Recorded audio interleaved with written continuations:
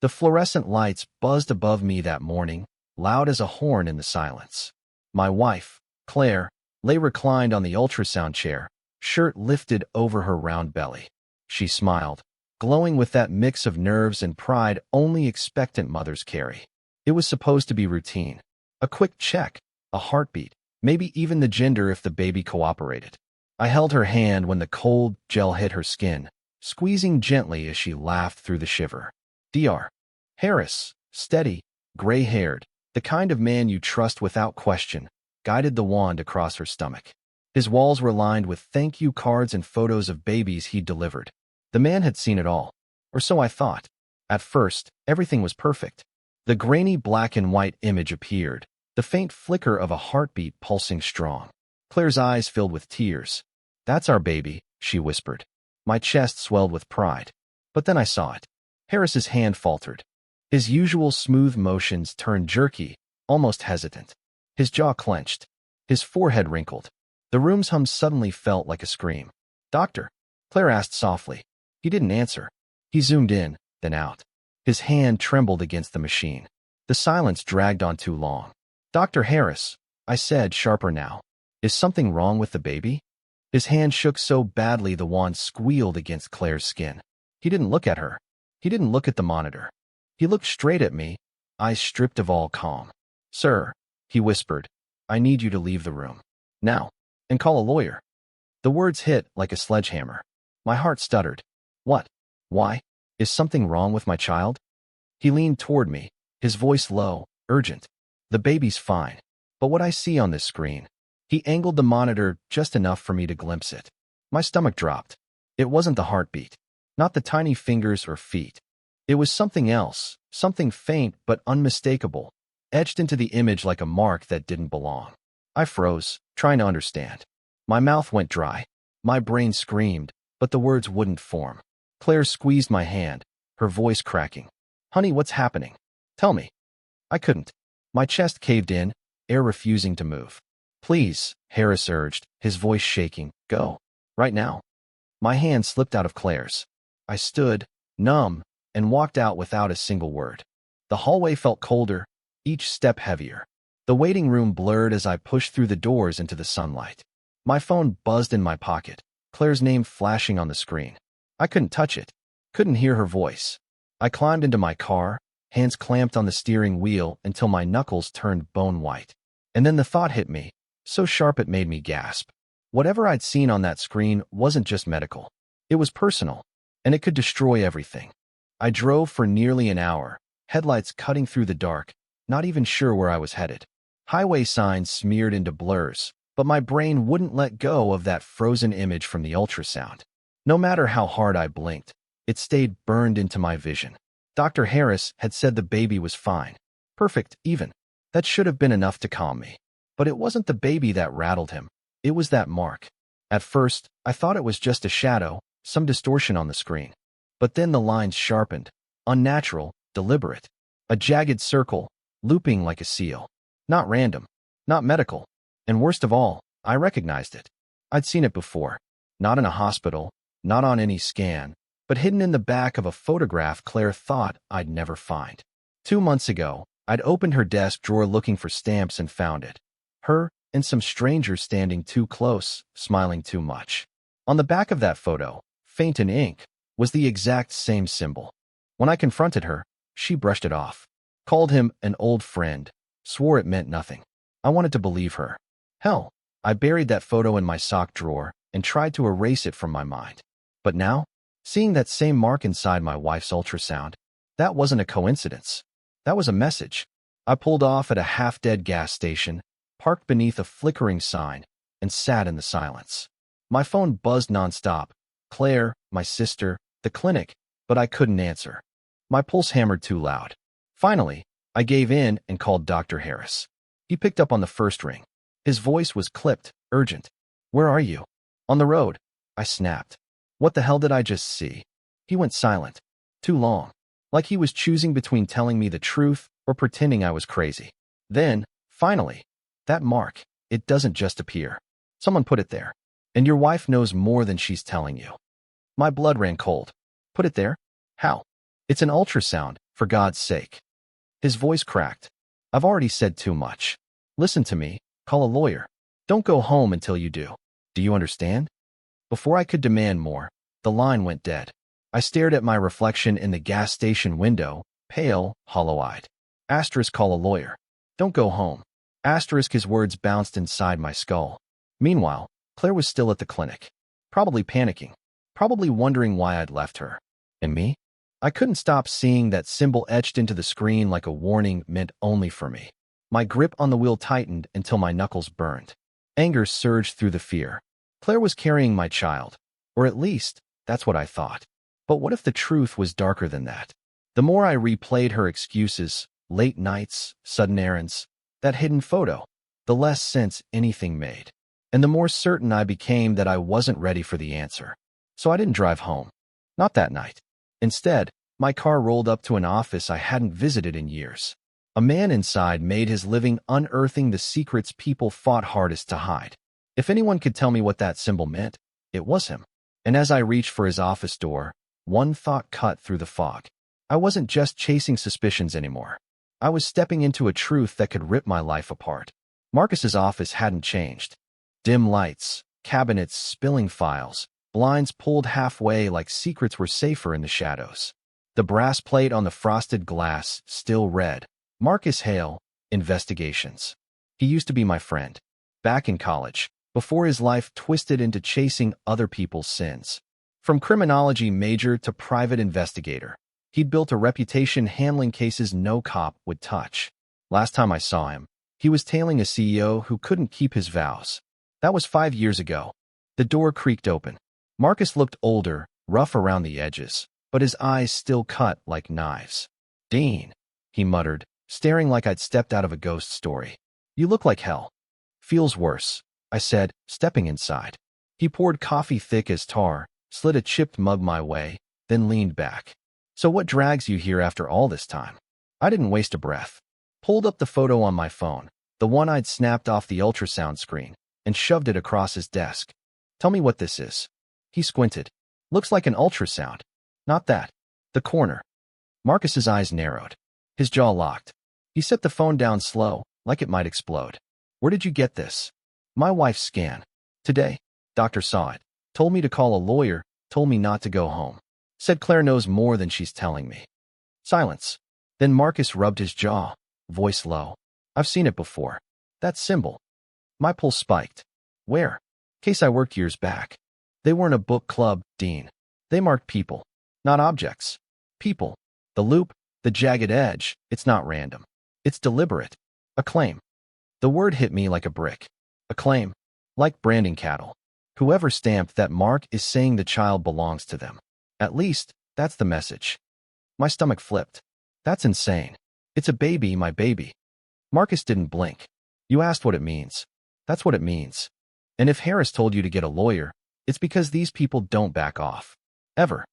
Before I could argue, my phone buzzed. A voicemail from Claire. My hand shook as I put it on speaker. Dean, where are you? You just left me here. Everyone's asking questions. The doctor keeps avoiding me, and I'm scared. Please come back. Please.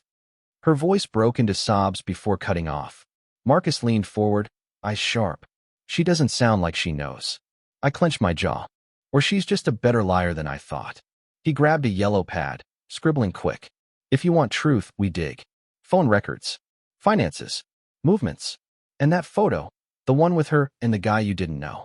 If it's tied to this mark, he's our lead. My chest burned hot. Fear was gone. In its place, anger. Somebody thought they could brand my family. I slid the photo across. Start with him. Whoever he is, he's connected. Marcus studied the stranger's face. His eyes darkened. Oh, I know him. I slid through my veins. You do? Marcus's voice dropped to a growl. Yeah. And if he's tangled up in this, Dean, you're not just in danger. You're already on their list. Marcus didn't answer right away. He just stared at the photo, his jaw tight, like he was watching a ghost claw its way out of the past. Finally, he slid it back across the desk. I can't give you a name. Not yet.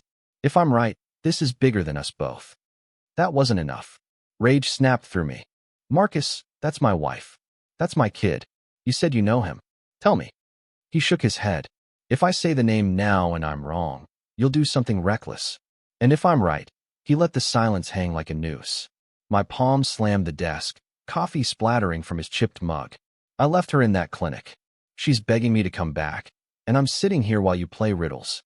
Marcus didn't flinch. He never did. Bar fights in college taught me that. Then let me work, he said flatly. 12 hours. I'll have answers. Solid ones. I wanted to tear into him, but his eyes stopped me. He wasn't guessing. He was certain. So I waited. That night dragged like torture. I holed up in a roadside motel, the kind where the carpet smelled like ashtrays and the walls leaked strangers' arguments. I lay on the bed staring at the ceiling cracks, listening to Claire's voicemails pile up. Dean, please, I don't know what's happening. Why won't you answer? You're scaring me. If you don't come home tonight, I'm calling the police.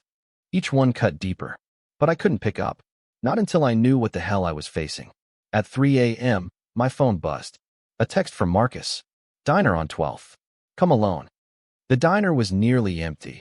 Just a trucker half asleep over cold pancakes and a waitress with roots showing through bad bleach. Marcus sat in the back booth, papers spread like weapons. Sit, he said, shoving a file toward me. Inside, bank statements, phone logs, surveillance stills. Claire's name kept flashing across the pages, tied to accounts I didn't recognize. Transfers, withdrawals, shell companies. And in the middle, one name circled in red. Ethan Price. My stomach nodded. Who the hell is Ethan Price? Marcus rubbed his temples. Ex-military. Dishonorably discharged. The kind of man who doesn't follow rules, he rewrites them. Last few years, he's been moving with groups that don't live in the daylight. He's connected. Dangerous. And if he's standing next to your wife in photos, you've got more than a marriage problem. The bile burned my throat. So what? Claire's working with him. She's part of this? Marcus shook his head. I'm saying she's tied to him. Maybe willing, maybe not. But that mark on the ultrasound? Ethan's people use it. They call it a asterisk blood seal. Asterisk, once it's placed, it means the child, your child, is already promised to them. The floor seemed to drop beneath me. My voice cracked. Promised? What the hell does that mean? Marcus leaned forward, his eyes grim. It means they don't see your baby as yours anymore. They see it as theirs. And Dean, his voice dropped to a razor's edge, they don't lose what they claim. I sat in that booth long after Marcus left, the file still open in front of me. The names circled in red, asterisk, asterisk, Ethan Price, asterisk, asterisk, pulled at me like gravity. A stranger, yet somehow tied to my wife, to my child, to everything I thought was mine. By dawn, I couldn't sit still anymore. My phone had filled with missed calls, Claire's voice stacked in voicemails that felt heavier than bricks. Each one more desperate. Each one asking the same question I couldn't answer. Asterisk, where are you? Asterisk. I drove home. Every mile felt like dragging a chain, each turn heavier than the last. When I finally pulled into the driveway, her car sat there, blinds open, lamp still glowing. She hadn't slept. She'd been waiting. I walked in without knocking. Claire shot up from the couch, a blanket falling from her shoulders. Her eyes were raw, red from hours of crying. Dean, she shouted, her voice breaking. Where the hell have you been? You left me at the clinic, like I didn't matter. I shut the door, leaning on it for strength. The baby's fine. She nodded too fast, swallowing hard. Yes, Dr. Harris said everything was normal after you left, but he wouldn't explain why you walked out. Dean, what happened? What did he say to you? She twisted her hands like she was wringing guilt out of them. The sobs, the trembling voice, the swollen eyes, she was convincing. Too convincing. If I hadn't seen that photo, if Marcus hadn't shown me the truth last night, I might have believed her. But I didn't. I stepped forward, pulled the folded photo from my pocket, and dropped it on the coffee table. Her face drained white. You know who that is, I said quietly. Don't tell me he's just a friend. Don't lie again. Her lips parted, closed, opened again. Dean, asterisk, asterisk, Ethan Price, asterisk, asterisk. I cut her off, my voice sharp. Ex-military. Dishonorably discharged. You and him, smiling in this picture. And his group? They used the same symbol that showed up on our baby's ultrasound. So tell me, why the hell is he tied to my child? Her knees buckled. She sank onto the couch, burying her face in her hands. For a long moment, I heard nothing but her muffled sobs. Then, broken and quiet, she whispered. I didn't want you to find out this way. My blood boiled. Find out what? Her head lifted, eyes swollen and wet. Dean, Ethan isn't just someone I knew. Her voice cracked. He's the father.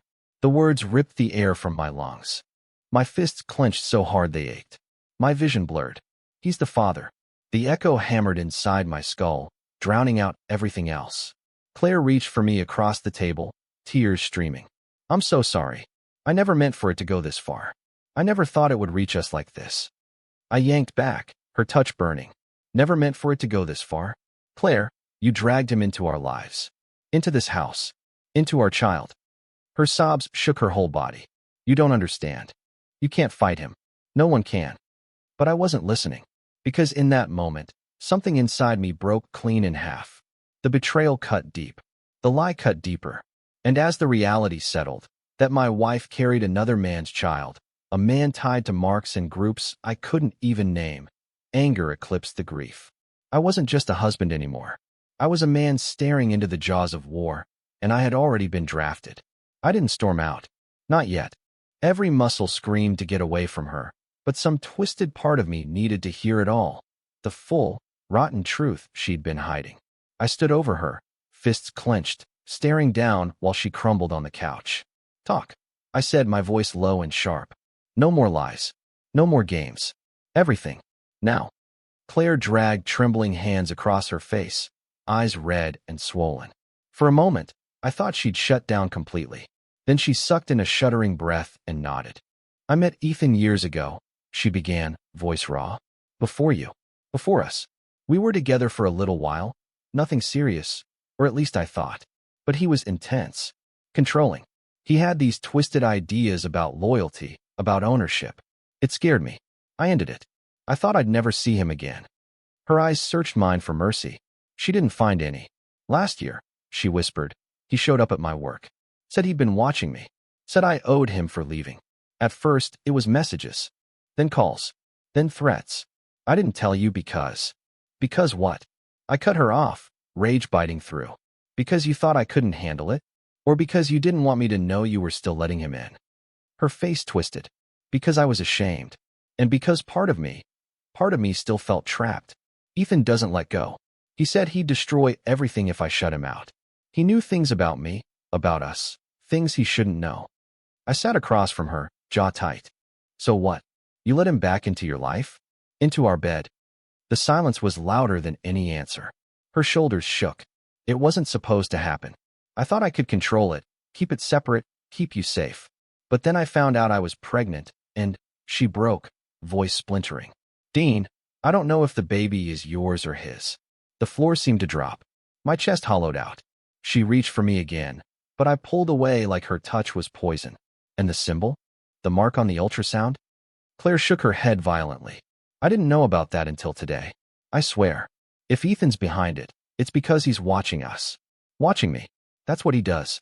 He marks what he thinks belongs to him. I shot to my feet, pacing the room like a trapped animal.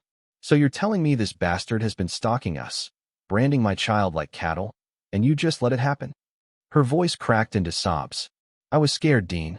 I thought if I played along, he'd get bored, move on. But he hasn't. He's only gotten worse. I stopped pacing, fury burning through my veins. You should have told me the second he came back. You should have given me a chance to fight him. Her eyes flooded, her words trembling. And if fighting him got you killed? What then? What about the baby? The question sliced me open. Her guilt was real, but so was her terror. For the first time, I saw it clear. She wasn't just afraid of losing me. She was afraid of Ethan, afraid of what he'd do next. And as much as I hated her in that moment, the truth hit like ice in my veins. Maybe she was right. Maybe Ethan wasn't just a man. Maybe he was something worse, an enemy who had already decided our child's fate. And if that was true, the war had already started. I didn't sleep a second that night. Claire finally collapsed on the couch after midnight, curled tight under a blanket like she was bracing for a punch. I stayed in the armchair across from her, the photo of her and Ethan crushed in my fist, staring at it until my vision blurred. Every word she'd said looped in my head. Asterisk, he doesn't let go. He marks what he thinks belongs to him. Asterisk. By 3 a.m., the house was so quiet I could hear the pipes breathing. I thought maybe I'd get a moment of silence. That's when my phone buzzed. Unknown number. My gut knew before I answered.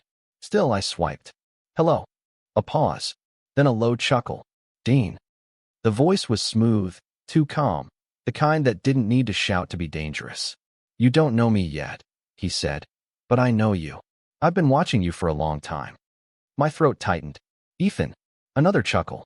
So she told you. Saves me the trouble. My grip on the phone turned bone white. What do you want? What's already mine, he said flatly. Claire. The child. You were just a placeholder, Dean. She knows it, I know it, and now you do too. This was never yours to keep. My stomach nodded, but I forced my voice steady. You're wrong. That's my wife. My child. He laughed again, colder. That mark on the ultrasound? Not an accident. It was a seal. A promise. That baby grows up under my name, my control. You can step aside quietly, or you can make it messy. But messy won't end well for you. Rage surged up my throat. If you come near my family. Asterisk your asterisk family? His voice cut like glass. Dean, you don't even know if the kid's yours. You're fighting for something that doesn't belong to you. Think about that the next time you look at her. Think about whose blood is really in her veins. The line went dead. I sat frozen, phone still pressed to my ear, the silence pounding louder than his words. A floorboard creaked. I turned. Claire stood in the doorway, pale, her hands clutching her stomach. She'd heard enough. It was him, wasn't it? She whispered. I nodded. Tears welled in her eyes. She pressed her palms harder against her belly, like she could shield the baby from his voice still hanging in the air. Dean, he's not bluffing. If we let him, he'll take everything. Her words should have crushed me. Instead, something shifted inside. The fear that had been eating me hollow was gone, replaced by something sharper. I slid the photo back into my pocket, stood tall, and met her eyes. Then we don't let him. The moment the words left my mouth, the weight of them hit me. For the first time since this nightmare began, I wasn't running. I wasn't hiding. I was drawing a line in the sand. And I knew Ethan Price would cross it. The next day burned slow, every hour dragging like molten metal. Claire barely spoke. She sat hunched at the kitchen table, both hands pressed against her stomach like she could hold the baby in place through sheer force. I paced the house, phone in hand, calling Marcus, then a lawyer whose name I'd scrawled on a diner receipt. Every move felt like stacking sandbags against a flood I couldn't stop. By late afternoon, the message came. A text from an unknown number. If you want to settle this, come alone. 9 p.m. Old Rail Yard. No threats. No bluff. Just an order. Claire grabbed my arm when I told her. Her nails dug into my skin. Dean, please. You don't understand what he's capable of. I understand enough, I said. And if I don't go, he'll keep coming. He'll never stop. At least this way, it's on my terms. Her eyes flooded with terror, but I left before I could lose my nerve. The rail yard was a graveyard of rust and shadows. Tracks stretched into the dark like broken ribs. One buzzing floodlight painted the gravel in pale yellow. He was already there, Ethan Price, leaning against a black SUV, cigarette glowing like an ember in the dark. Taller than I expected. Built for endurance, not muscle. His eyes locked on me with the stillness of a predator. You showed, he said, flicking the cigarette into the dirt. Good. I hate when people waste my time. I stepped closer, fists tight. This ends tonight. He smirked, slow and mocking. You think you can end me? Dean, you're just a man with a mortgage and a toolbox. I've seen war. I've bled in places you've never heard of. And now I've got a claim on something you can't protect. I swallowed the rage clawing my throat. The baby isn't yours. Not unless I say it is. His smirk spread wider. That's where you're wrong. Blood doesn't ask permission. The night held its breath. My pulse hammered in my ears, but I didn't move back. You want me gone? I growled. Then do it yourself. Stop hiding behind marks and threats. If you think you can take my family, step up and try. His jaw tightened. For a second, I thought he'd swing. Instead, he chuckled, low and cold. You've got fire, he said. But fire burns out. And when it does, all that's left is ash. You'll learn that soon. He slid into the SUV, engine rumbling, and drove into the dark, his words echoing after him. I stood under that floodlight, my whole body trembling with fury. This wasn't finished. Not even close. When I pulled into the driveway, Claire was waiting at the window. She rushed to the door, eyes wild. voice breaking. What happened? I pulled her close, holding her tighter than I ever had. My chest felt like stone, but my words came steady. He's not done with us. But neither am I. Because Ethan thought he'd marked us as his possession. What he didn't understand was this. He hadn't just drawn a circle around my family. He'd drawn a battle line. And now, war was inevitable.